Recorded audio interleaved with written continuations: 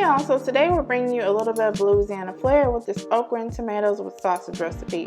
Serve this over rice and grab some cornbread and you have a whole meal, honey. So let me show you all how to do this. So you need water, okra, tomatoes, just regular tomatoes, diced onion, minced garlic. We're going to use smoked sausage, and then we're also going to use seasoned salt, garlic powder, and also onion powder.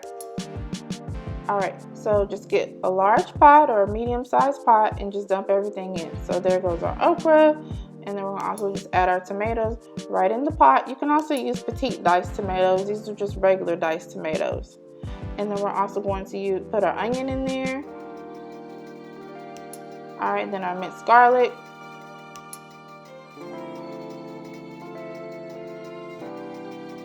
Alright, and then we're going to add our water right in there. Alright, and then let's give this a stir, just to make sure everything's incorporated. And then we're going to add our seasoning in there. You see how this is nice, bright, and pretty? You don't have to thaw the okra before putting in the pot. Just put it in there frozen.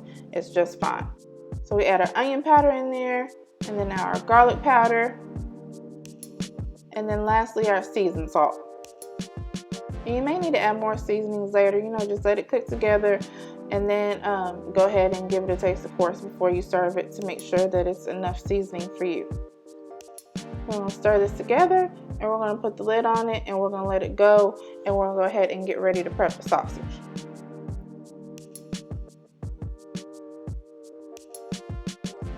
Alright, in a separate pan, go ahead and add your sliced sausage. You want to go ahead and slice the sausage before you cook it, and we only needed to use one sausage length for this recipe. Fry it up, let it get a little brown, then go ahead and take it out of the pan and blot the excess oil off of it before I add it into the dish. If you don't do this beforehand, then of course you'll have the extra oil in there with your vegetables, and yeah, it's not as good like that. So go ahead and make sure you brown it on each side. It doesn't have to be just like super dark. Just make sure that you go ahead and cook a little bit before you remove it from the pan. Alright, so now other side is done.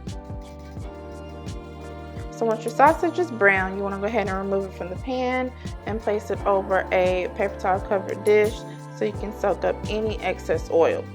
So we have all our sausage on the paper towel. I'm going to move it around a little bit and then go ahead and actually take the paper towel and blot any excess oil that's in the meat.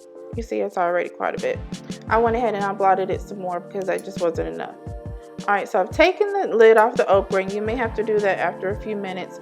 Just watch it and make sure it doesn't cook too fast.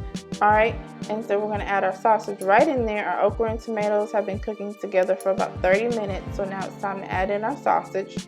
And just add it in and go ahead and give it a stir, and then we're going to go ahead and put the lid on top of it again.